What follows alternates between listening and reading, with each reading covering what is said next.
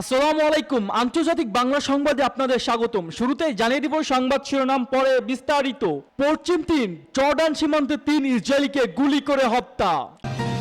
অন্যদিকে উত্তর কোরিয়ার সঙ্গে কৌশলগত সম্পর্ক আরও দৃঢ় করবে রাশিয়া। এবং পাকিস্তান সীমান্তে সংঘর্ষ, ২ কমান্ডো সহ ৮ আফগান সেনা নিহত।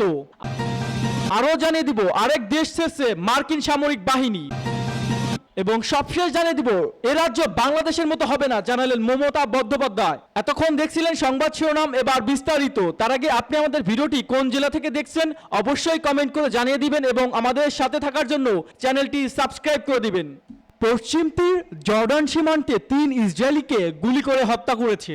ফিলিস্তিনি পশ্চিম তীর ও জর্ডান সীমান্তে একটি ক্রসিং বোর্ডিকধারী গুলিতে ৩ ইসরায়েলি নিহত হয়েছেন। রোববার এ ঘটনা ঘটে। ইসরায়েলের প্রতিরক্ষা বাহিনী আইডিএফ এক বিবৃতিতে জানায়, হামলাকারী জর্ডানের আল কারামের শহর থেকে একটি ট্রাকে করে রোববার সকালে এলএনবি সেতু ক্রসিংয়ে আসেন। এরপর সীমান্ত প্রহরীদের লক্ষ্য করে গুলি বর্ষণ করেন তিনি। বিবৃতিতে বলা হয়, ইসরায়েলের নিরাপত্তা বাহিনীর সদস্যরা বন্দুকধারীকে গুলি করে হত্যা করেছে। ট্রাকটিকে কোনো বিস্ফোরক ছিল কিনা তা খতিয়ে দেখছেন। জর্ডান জানায় তারা ঘটনাটি তদন্ত করছে। ইসরায়েলের নিয়ন্ত্রিত এমন একটি জায়গায় ঘটনাটি ঘটেছে যেখানে জর্ডানের ট্রাকগুলো মালামাল খালাস করে। এই ঘটনার পর 2 দিন থেকে ক্রসিং বন্ধ করে দেওয়া হয়েছে। ইসরায়েলের এক কর্মকর্তা বার্তা সংস্থা এএফপিকে জানায়, নিহত 3 জন ইসরায়েলের নিরাপত্তা প্রহরী, তবে তারা ইসরায়েলের সেনাবাহিনী বা পুলিশের সদস্য নয়। জর্ডানের এক কর্মকর্তা রয়টার্সকে জানায়, ঘটনার সময় মালামাল খালাসের জায়গা থেকে জর্ডানের অন্তত 2 ডজন ট্রাক চালককে ইসরায়েলের সেনাবাহিনী জিজ্ঞাসাবাদের জন্য আটক করেছে। ঘটনার পর জর্ডানের সঙ্গে ইসরায়েলের সব সীমান্ত ক্রসিং বন্ধ করে দেওয়া হয়েছে বলে জানিয়েছে ইসরায়েলি বিমানবন্দর কর্তৃপক্ষ। এলএনবি সেতু ক্রসিং বাদশাহ হোসাইন সেতু নামে পরিচিত। এটি পশ্চিম তীর ও জর্ডানের মধ্যে বৈধ পারাপারের একমাত্র পথ। তাছাড়া জর্ডান থেকে পশ্চিম তীরে ঢোকার একটি মাত্র পথ, যেটি ইসরায়েলের ভেতর দিয়ে যায়নি। এই ঘটনার পর ইসরায়েলের প্রধানমন্ত্রী বেনিয়ামিন নেতানিয়াহু একে ইসরায়েলের জন্য একটি কঠিন দিক আখ্যায়িত করেছেন। মন্ত্রিসভার বৈঠক শুরুতে তিনি ভুক্তভোগীদের পরিবারের প্রতি সমবেদনা প্রকাশ করেছেন। হামাস এই হামলার দায় স্বীকার করেনি, তবে এটি গাজা যুদ্ধের প্রকৃত জবাব হিসেবে বর্ণনা করেছেন। ফিলিস্তিনি স্বাস্থ্য মন্ত্রণালয়ের তথ্য মতে গত 7 অক্টোবর ইসরায়েলে হামাসের হামলার পর থেকে পশ্চিম তীরে এখন পর্যন্ত 600 এর বেশি ফিলিস্তিনি প্রাণ হারিয়েছে। একই সময় সেখানে সহিংসতা অন্তত 18 জন ইসরায়েলি নাগরিক প্রাণ হারিয়েছে বলে জাতিসংঘের তথ্য।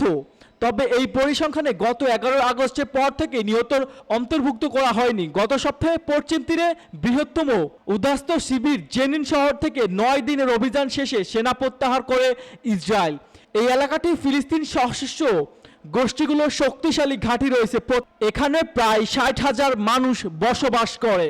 উত্তর কোরিয়ার সঙ্গে কৌশলগত সম্পর্ক আরও দৃঢ় করবে রাশিয়া।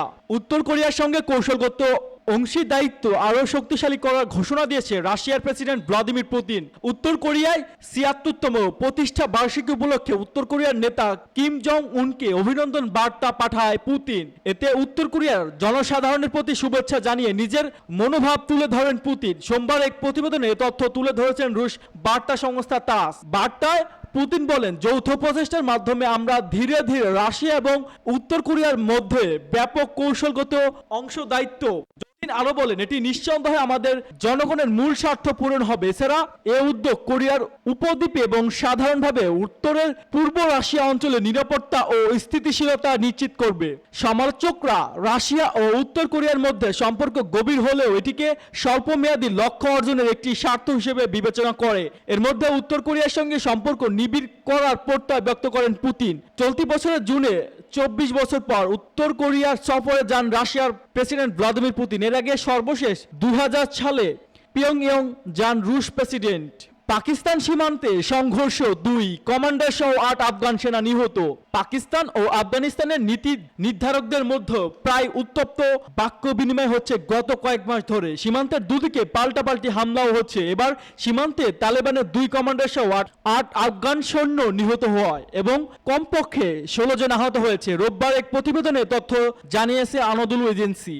পাকিস্তান সরকারের অভিযোগ, তালেবান পাকিস্তানে ভূখণ্ডের জঙ্গি তৎপরতা চালিয়ে যাচ্ছে। এছাড়া বর্তমান প্রকাশ্য আন্তর্জাতিক সীমান্তের নিরাপত্তা বাহিনীকে আক্রমণ করছে তারা। এদিকে দ্য ডনের খবরে বলানো হয়েছে, শনিবারের সকালে পাক আফগান সীমান্তে পলসিন এলাকায় আফগান সৈন্যরা ভারী অস্ত্র নিয়ে পাকিস্তানি চেকপোস্টে হামলা চালায়। পাকিস্তানি বাহিনী পাল্টা গুলিবর্ষণে 8 আফগান সৈন্য নিহত হয়েছে এবং অন্য 16 জন আহত হয়েছেন। সূত্রটি বলেছে খলিল এবং জান মাহমুদ নামে 2 কমান্ডারও নিহত হয়েছেন। তবে এ বিষয়ে পাকিস্তানের সামরিক বাহিনী জনসংযোগ অধিদপ্তরের পক্ষ থেকে আনুষ্ঠানিক বক্তব্য পাওয়া যায়নি বলে জানিয়েছে ডন। পাকিস্তান এবং আফগানিস্তানের মধ্যেও প্রায় 1640 মাইল দীর্ঘ সীমান্ত রয়েছে। তালেবানের ক্ষমতা আসার পর সীমান্তে 2 দেশের সেনাদের মধ্যে দফায় দফায় গোলাগুলির ঘটনা হচ্ছে। আরেক দেশ ছাড়ছে মার্কিন সামরিক বাহিনী। আরো এক দেশ থেকে সেনা সরিয়ে নেওয়ার সিদ্ধান্ত নিয়েছে যুক্তরাষ্ট্র। এ নিয়ে মধ্যপ্রাচ্যের ওই দেশটির মধ্যস্থতাকারীদের সঙ্গে চূড়ান্ত আলোচনা শেষ করেছে ওয়াশিংটন। আন্তর্জাতিক বিভিন্ন সংবাদ মাধ্যমে বরাতে জানা গেছে দখলদার বাহিনী হিসেবে আরো একটি দেশ ছাড়তে বাধ্য হচ্ছে যুক্তরাষ্ট্র। 2 দশক পর এবার ইরাক ছাড়তে হচ্ছে মার্কিন সেনাবাহিনীকে। এই দীর্ঘ সময় একটুও শান্তিতে থাকতে পারেনি তারা। ইরানের প্রাক্সিদের একের পর এক হামলায় তটস্থ ছিল মার্কিন বাহিনী। অস্থির ইরাককেও তাদের জন্য হয়ে উঠেছিল মরণ ফাঁদ। তাই ইরাক ছাড়া সবকিছু চূড়ান্ত করে ফেলেছে মার্কিন বাহিনী। বার্তা সংস্থা রয়টার্স বলেছেন আলোচনা চূড়ান্ত হলে ওয়াশিংটন ও বাগদাদের নেতাদের আনুষ্ঠানিক ঘোষণা বাকি। একজন মার্কিন কর্মকর্তা বলেছেন কখন সেই ঘোষণা দেওয়া হবে এটাই এখন সেই প্রশ্ন। চুক্তি অনুযায়ী 2025 সালে সেপ্টেম্বর নাগাদ ইরাক ছাড়বে কয়েকশো মার্কিন সেনা। বাকিরা 2026 সালে শেষ নাগাদ ইরাকের মাটি ছেড়ে যাবেন। যুক্তরাষ্ট্র এমন সিদ্ধান্তে অনেক সমালোচনার খুশি হয়েছে। তবে চিন্তার ভাঁজ পড়েছে মার্কিন নীতি নির্ধারকদের কপালে। তাদের উদ্বেগ এতে করে ওই অঞ্চলে ইরানের প্রভাব বাড়াবে। ইরাকে থাকা প্রায় 2500 সেনা ভাগ্য নিয়ে চলতি বছরে জানুয়ারিতে আনুষ্ঠানিক আলোচনা শুরু হয়। তবে ইসরায়েলে গাজা যুদ্ধের কারণে চলমান উত্তেজনায় এই আলোচনার গতি কিছুটা ধীর ছিল। গেল 7 অক্টোবর থেকে ইরাকের মার্কিন বাহিনী অন্তত 70 বার হামলার শিকার হয়েছে। ইরাকের মার্কিন বাহিনীর উপস্থিতি নিয়ে দীর্ঘদিন ধরে বাগদাদে অস্থিরত্ব ছিল। দেশটি এ রাজ্য বাংলাদেশের মতো হবে না বললেন মমতা।